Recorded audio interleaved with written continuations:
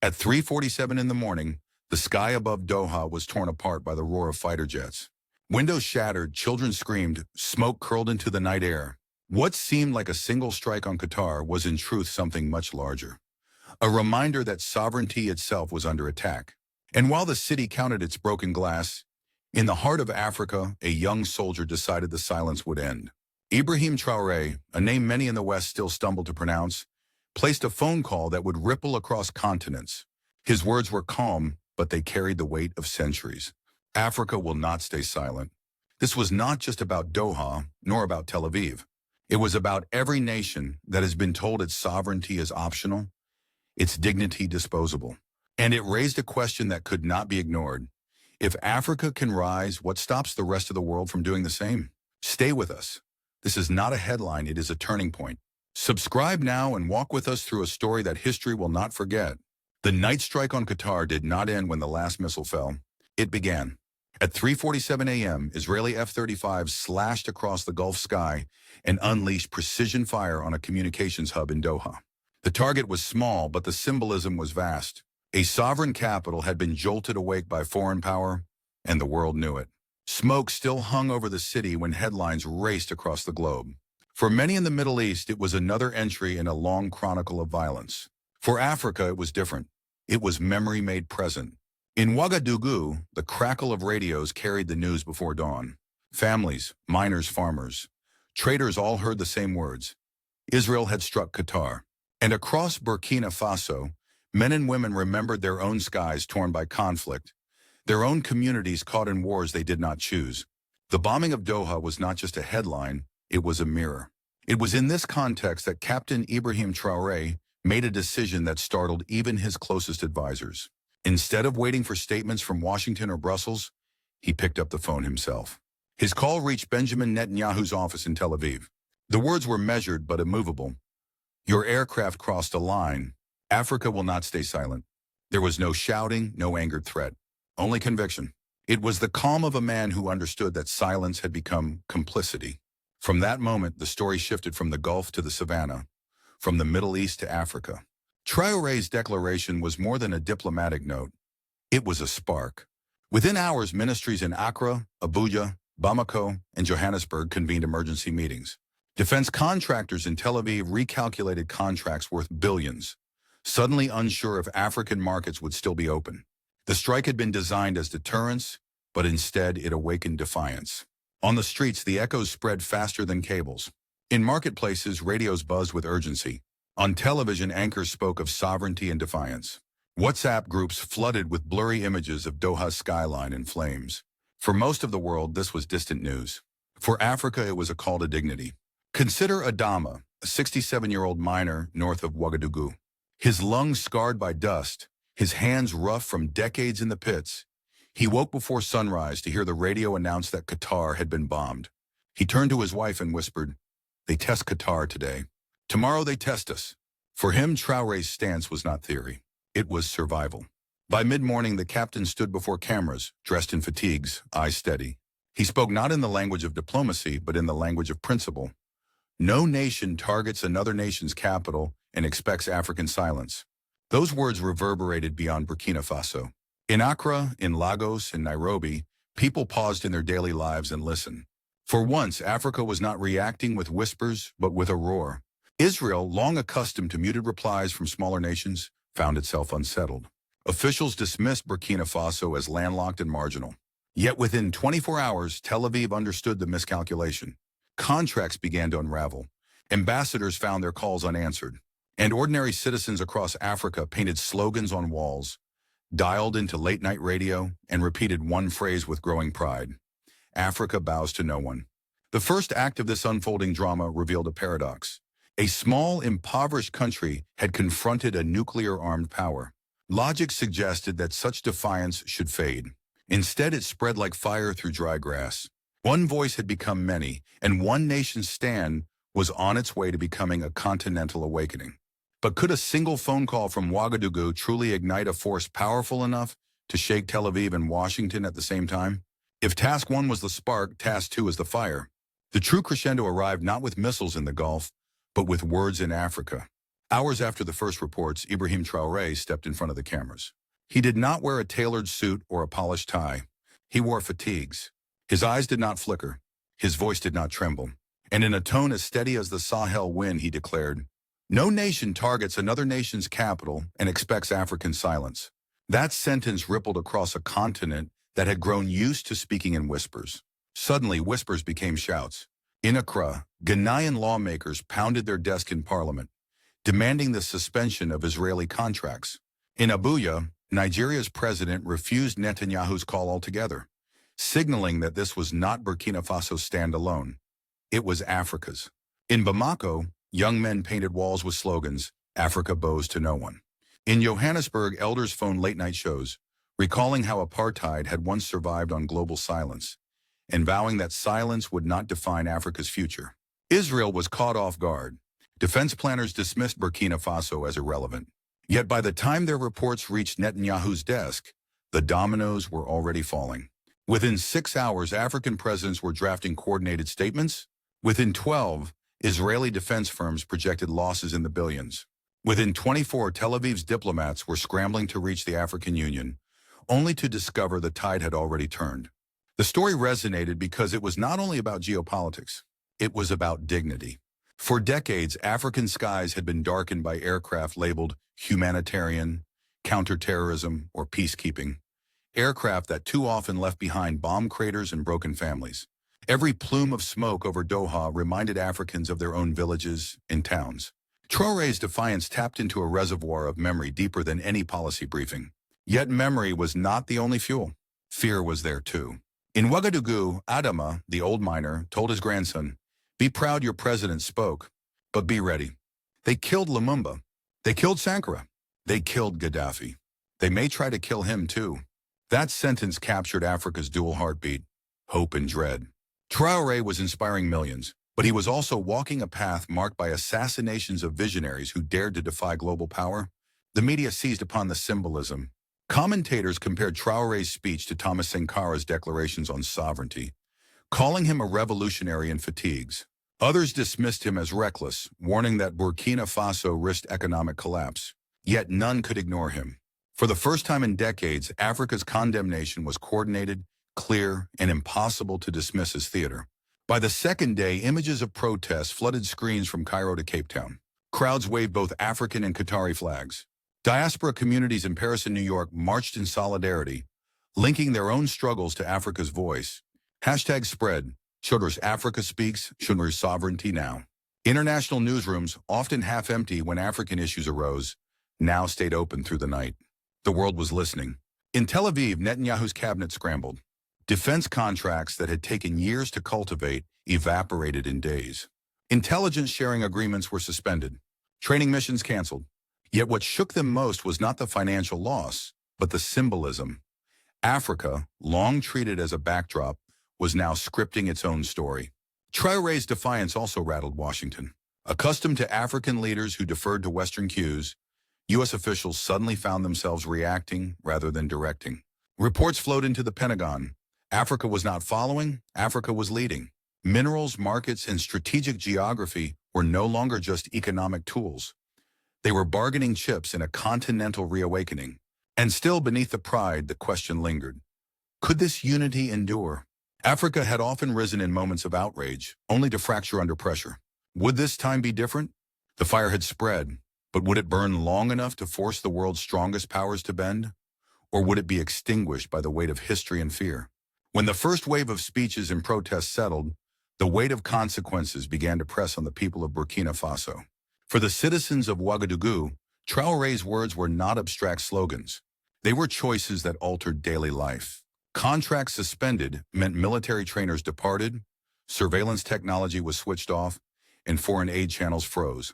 But what could have been felt as isolation became, paradoxically, a source of pride. Across the capital, markets buzzed not with despair, but with determination. Taxi drivers spoke of dignity in every radio debate. Students carried hand-painted signs outside universities. Qatar today, Africa tomorrow. Pensioners, long silenced by disappointment, called into evening talk shows to say, "For the first time in years, we feel represented." The suspension of cooperation with Israel had economic costs, Yet it also restored something priceless, a sense that sovereignty was not for sale. The political sphere reflected this transformation. Burkina Faso's parliament, often fragmented, echoed with unusual unity. Ministers who once argued over budgets now spoke with one voice about principle. Across Africa, legislatures from Ghana to Nigeria debated suspending ties with Tel Aviv. What began as the decision of one man was morphing into the posture of an entire continent. Still, unity did not erase fear. Memories of leaders cut down for daring to defy foreign powers haunted every conversation. Patrice Lumumba's body dissolved in acid, Thomas Sankara shot in his own council chambers, Muammar Gaddafi dragged through the dirt. The list of martyrs weighed heavy on Traore's shoulders and on the minds of ordinary families. Adama, the old miner, spoke with quiet urgency to his neighbors. Courage carries a price. We pray he will not pay it. Economically, the reverberations reached far beyond Burkina Faso. Israeli defense companies saw billions erased from their balance sheets as contracts across Africa froze. Mining deals halted, agricultural projects suspended. Markets in Tel Aviv trembled as analysts admitted, we underestimated Africa's weight. But in Ouagadougou, this was not merely about economics. It was about proving that a so-called peripheral nation could exercise central moral power. This was the heart of what commentators began calling the Ibrahim Traoré coup. Not a coup of guns and barricades, but of dignity and words. It was a coup against silence, a seizure of narrative from those who had written Africa's place as subordinate. Traoré had overturned the script, and millions recognized it. Yet skeptics warned of danger. Without Israeli technology, would Burkina Faso's security deteriorate? Without foreign aid, would poverty deepen? These questions stirred debate, but they did not break the sense of awakening. Instead, they highlighted the stakes. Sovereignty was no longer a theoretical ideal. It was a daily choice between dependence and dignity. On the streets, hope outweighed hesitation. Families who once muttered in resignation now spoke openly of pride. In Bamako, murals of Traoré rose beside images of Sankara. In Lagos, drivers demanded that Nigeria follow Burkina Faso's path. In Nairobi, women's groups marched with banners proclaiming, "Sovereignty is sacred." The psychological impact was perhaps the most profound. For generations, Africans had been told to wait, to follow, to accept. Now, in the wake of Doha's bombing and Ouagadougou's defiance, they saw that resistance could ripple outward, that one nation's courage could echo through 54. But courage alone cannot shield a continent. Would Africa's defiance hold when the weight of sanctions, diplomacy, and pressure from Washington and Brussels descended in full? Or would history repeat itself with unity giving way to betrayal? The tremors from Ouagadougou were not confined to Africa. They rippled outward into the great halls of power across the globe. In Washington, the National Security Council convened an emergency session. Intelligence briefings warned that Africa was no longer a follower, but a leader, and that the old calculus of control was faltering. The Pentagon fretted over minerals, oil, and supply chains. Cobalt for batteries, uranium for reactors, gold for global markets. Suddenly, a young captain in fatigues had become a variable in America's own security equation. Europe, too, stumbled. Paris, long accustomed to dictating policy in Francophone capitals, found its calls unanswered. Brussels attempted to mediate, but discovered that African leaders were no longer interested in European balance. London, once an imperial capital, could only watch as a united continent ignored its advice. The tone across Europe was strikingly similar. Concern dressed as diplomacy, but underneath it a recognition that influence was slipping away. Meanwhile, in the Middle East, the reverberations took on an entirely different flavor. The Arab League, emboldened by Africa's stand, invited Traoré to Cairo. It was unprecedented. A young soldier from a landlocked state addressing kings and presidents of the Arab world, his words carried across satellite channels. Qatar stood with Africa when others looked away. Now Africa stands with Qatar. Sovereignty is not a gift, it is a birthright. Applause erupted, not polite but thunderous, as if decades of frustration had found a single voice. Israel, for its part, scrambled to contain the fallout. Its defense minister flew to African capitals seeking allies, but cameras captured him standing awkwardly at airport checkpoints, denied protocol privileges. The image went viral, a metaphor of diminished stature. Tel Aviv, once confident of quiet compliance from Africa, now faced something far more difficult: collective defiance. And in this moment, analysts began to speak of something larger than contracts or summits. They called it the Burkina Faso Revolution. Not a revolution of arms, but of perception. A small nation had reminded the world that sovereignty was non-negotiable. If Russia could not redraw Ukraine's borders without resistance, if America could not bomb Iraq without scars, then Israel could not strike Doha without consequences. Yet beneath the applause and condemnation, a question gnawed.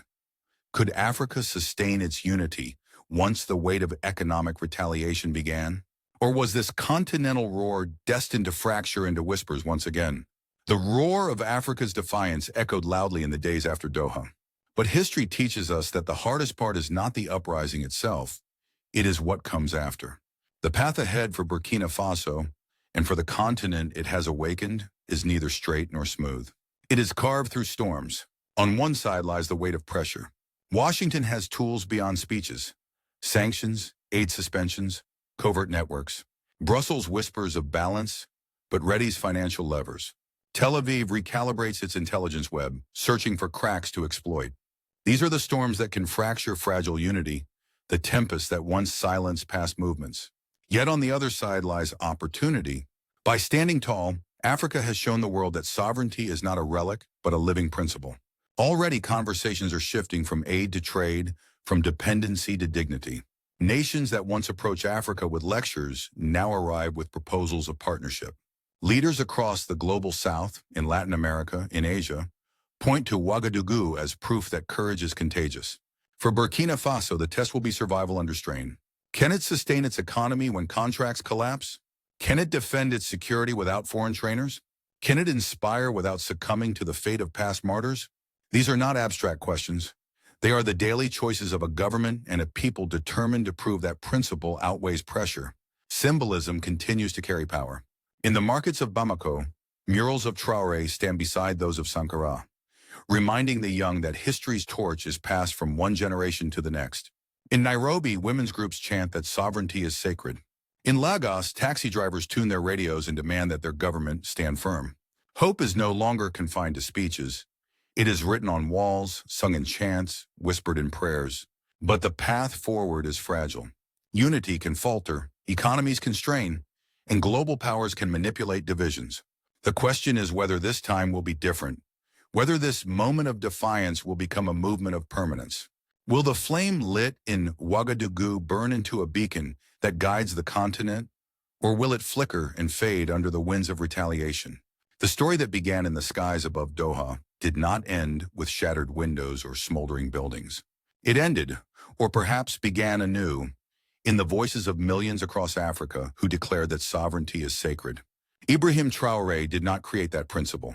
He merely gave it shape and sound in a moment when silence would have been betrayal. For decades, Africa was cast as background, a stage where stronger powers acted, a source of resources, a battlefield for ideologies. But in this moment, the continent was no longer backdrop. It was protagonist. From Ouagadougou to Johannesburg, from Lagos to Nairobi, the message was unmistakable: Africa bows to no one. And yet, pride carries risk. History's pages are heavy with the names of those who dared to defy and paid the price: Lumumba, Sankara, Gaddafi. The fear that Traoré could join them is real. But so is the hope that his defiance marks a turning point, a chapter where Africa's martyrs are remembered not only for their deaths, but for the legacy they ignited. This is why the Ibrahim Traoré coup will be remembered not as a seizure of power, but as a seizure of dignity. And why the Burkina Faso revolution matters. Because it is not the story of one leader or one country, but of a continent daring to write its own script. The question now is not whether the world hurt Africa. It did. The question is whether Africa can remain united when the weight of retaliation descends, when temptations of aid and contracts are dangled before leaders, when whispers of division creep into the halls of power. If the answer is yes, then this moment will not fade as another footnote. It will mark the dawn of a new century where sovereignty outweighs bombs and dignity outweighs domination. Do not look away. This is more than politics. It is history being written in real time. If your heart beats for justice, stand with us. Comment, share, and subscribe. Let the world know Africa has spoken, and it will not be silenced again.